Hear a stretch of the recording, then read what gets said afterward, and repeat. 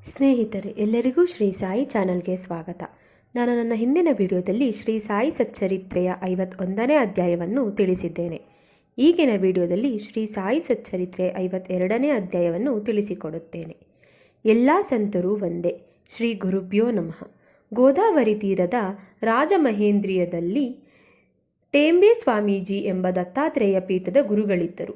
ಇವರು ಮಹಾಯೋಗಿಗಳು, ದತ್ತಾತ್ರೇಯ ಉಪಾಸಕರು ಆಗಿದ್ದರು.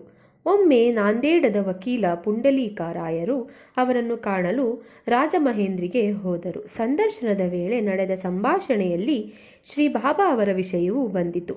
ಆಗ ಸಾಯಿ ಅವರ ಹೆಸರು ಕೇಳಿದ ಕೂಡಲೇ ಸ್ವಾಮೀಜಿಯವರು ತೆಂಗಿನಕಾಯಿಯೊಂದನ್ನು ತೆಗೆದುಕೊಂಡು, ಇದನ್ನು ನನ್ನ ಸೋದರ ಸಾಯಿಬಾಬಾ ಅವರಿಗೆ ಶಿರಡಿಗೆ ಹೋದಾಗ ಅರ್ಪಿಸು, ನನ್ನ ಪ್ರೀತಿಯ ನಮನಗಳನ್ನು ತಿಳಿಸಿ ಎಂದು ಅಲ್ಲಿಯೇ ನಮಸ್ಕರಿಸಿದರು. ಟೇಂಬೆ ಸ್ವಾಮಿ ಸಹ ಬಾಬಾ ಅವರಂತೆಯೇ ಸದಾ ಧ್ವನಿಯನ್ನು ಉರಿಸುತ್ತಿದ್ದರು. ಅವರಿಗೆ ಬಾಬಾ ಅವರಿಗೂ ತುಂಬ ಸಾಮ್ಯವಿತ್ತು. ಪುಂಡಲೀಕರಾಯರು 1 ತಿಂಗಳ ನಂತರ ತಮ್ಮ ಮಿತ್ರರೊಡನೆ ತೆಂಗಿನಕಾಯಿ ತೆಗೆದುಕೊಂಡು ಶಿರಡಿಗೆ ಬಂದರು. ಮನವಾಡದಲ್ಲಿ ಇಳಿದಾಗ ಇವರಿಗೆ ಬಾಯಾರಿಕೆಯಾಯಿತು. ಬರೀ ಹೊಟ್ಟೆಯಲ್ಲಿ ನೀರು ಕುಡಿಯಬಾರದೆಂದು ಅವಲಕ್ಕಿ, ತೆಂಗಿನಕಾಯಿ ತುರಿ ತಿಂದು ನೀರು ಕುಡಿದರು. ಈ ತೆಂಗಿನಕಾಯಿ ಟೇಂಬೆ ಸ್ವಾಮಿಯವರು ಬಾಬಾ ಅವರಿಗೆ ಕೊಟ್ಟಿದ್ದಾಗಿತ್ತು. ಮಸೀದಿ ತಲುಪಿದ ತಕ್ಷಣ ಬಾಬಾ ಪುಂಡಲೀಕರನ್ನು ಕುರಿತು, ನನ್ನ ಸೋದರಿಂದ ತಂದ ವಸ್ತು ಕೊಡು ಎಂದು ನೇರವಾಗಿ ಕೇಳಿಬಿಟ್ಟರು. ಪುಂಡಲೀಕರಾಯರು ಬಾಬಾ ಅವರ ಪಾದಗಳನ್ನು ಭದ್ರವಾಗಿ ಹಿಡಿದುಕೊಂಡು ಅವರಲ್ಲಿ ಕ್ಷಮೆ ಬೇಡಿದರು. ಅದಕ್ಕೆ ಬಲವಾಗಿ ಇನ್ನೊಂದು ತೆಂಗಿನಕಾಯಿ ಕೊಡುತ್ತೇನೆ ಎಂದರು. ಆ ತೆಂಗಿನಕಾಯಿಯ ಬೆಲೆ ಸಾಮಾನ್ಯವಾದದ್ದಲ್ಲ, ಅದರ ಬೆಲೆ ಯಾವುದಕ್ಕೂ ಸಮಾನದ್ದಲ್ಲ.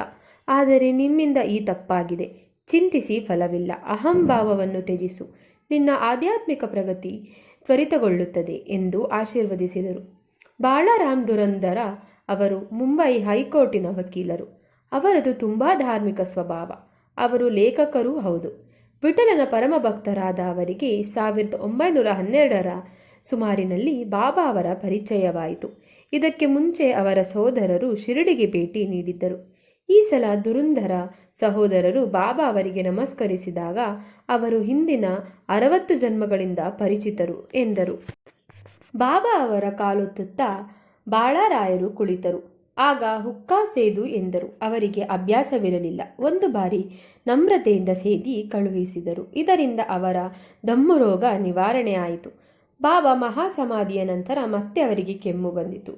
ದುರಂದರ ಸಹೋದರರು ಶಿರಡಿಯ ಸಮಾರಂಭಗಳಲ್ಲಿ ಭಾಗವಹಿಸಿ ಬಾಬಾ ಅವರಲ್ಲಿ ತಮ್ಮ ಇಷ್ಟದೈವ ಪಾಂಡುರಂಗನನ್ನು ಕಂಡರೆಂಬಲ್ಲಿಗೆ 52ನೇ ಅಧ್ಯಾಯವು ಸಂಪೂರ್ಣವಾಯಿತು. ಶ್ರೀ ಸಾಯಿನಾಥಾಯ ನಮಃ. ನಾನು ನನ್ನ ಮುಂದಿನ ವಿಡಿಯೋದಲ್ಲಿ ಶ್ರೀ ಸಾಯಿ ಸಚ್ಚರಿತ್ರೆ 53ನೇ ಅಧ್ಯಾಯವನ್ನು ತಿಳಿಸಿಕೊಡುತ್ತೇನೆ. ಈ ವಿಡಿಯೋ ನಿಮಗೆ ಇಷ್ಟವಾಗಿದ್ದಲ್ಲಿ ಲೈಕ್ ಮಾಡಿ, ಶೇರ್ ಮಾಡಿ ಹಾಗೂ ಶ್ರೀ ಸಾಯಿ ಚಾನಲನ್ನು ಸಬ್ಸ್ಕ್ರೈಬ್ ಮಾಡಿ. ಶ್ರೀ ಸಾಯಿನಾಥಾಯ ಮಂಗಳಂ.